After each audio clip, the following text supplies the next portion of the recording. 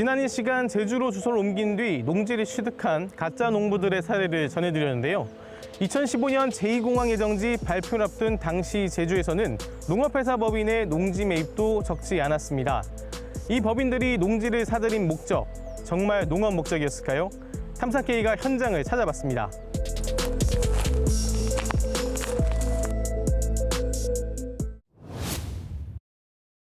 해안에 위치한 18,000여 제곱미터 면적의 땅. 일부 임야와 대지를 제외하고 대부분 농지입니다. 잡초만 무성한 땅이 있는가 하면 최근까지 농사를 지은 흔적이 보이는 땅도 있습니다. 이 일대 등기부 등본을 떼어보니 한 농업회사 법인이 등장합니다. 2015년 2월부터 8월까지 10필지를 샀는데 분할 등을 통해 지금은 19필지로 늘어났고 전체 면적의 60% 가까이가 다른 사람들에게 넘어갔습니다. 농지를 산 목적은 무엇일까? 농업 경영 계획서에는 야자수 묘목을 심겠다고 했지만 최근까지 이곳에서 농사를 지은 사람은 물을 재배하는 임대농이었습니다. 그나마 땅이 팔려 쫓겨난 상태입니다. 나는 또 그것도 팔린 것도 모르고 이제 노타리 치고 전부 밭 정리를 다 해놨지. 나가라 그러면 나가야지 뭐 힘이 있습니까? 법인 관계자는 이에 대해 야자수 농사가 해풍 때문에 잘 안 됐고 바다와 먼 땅을 추가 매입하려고 기존 땅을 쪼개서 판 것이라고 해명했습니다. 또 임대는 짧은 기간이고 대부분 직접 농사를 지었다면서도 최근 땅을 모두 처분했다고 밝혔습니다. 성산읍의 또 다른 밭. 2015년 9월 한 농업회사 법인이 일대 21,000여 제곱미터의 농지 등을 샀습니다.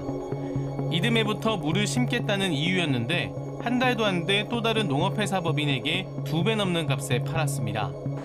사실상 투기가 목적으로 보이는 상황. 땅을 산 이유를 물으려 법인 주소로 찾아가니 부동산이 있던 흔적만 보입니다.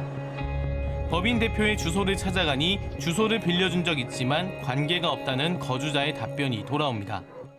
아니요, 저희도 네. 자꾸 사람이 찾아와가지고 나중에 연락하려고 했는데 계속 연락이 안 돼요. 농지를 사들인 건 다른 지역 농업회사 법인도 마찬가지입니다. 대구의 한 농업회사 법인이 2015년 4월에 매입한 2,500제곱미터의 밭. 매입 2달여 만에 5개 필지로 나눈 뒤 10명에게 팔았는데 산 사람들은 모두 외지인입니다. 직선거리로 2.3km 떨어진 4,100여 제곱미터 면적의 또 다른 밭은 2015년 6월에 산 뒤 제2공항 입지 발표를 전후로 지분을 쪼개 15명이 함께 소유하고 있습니다.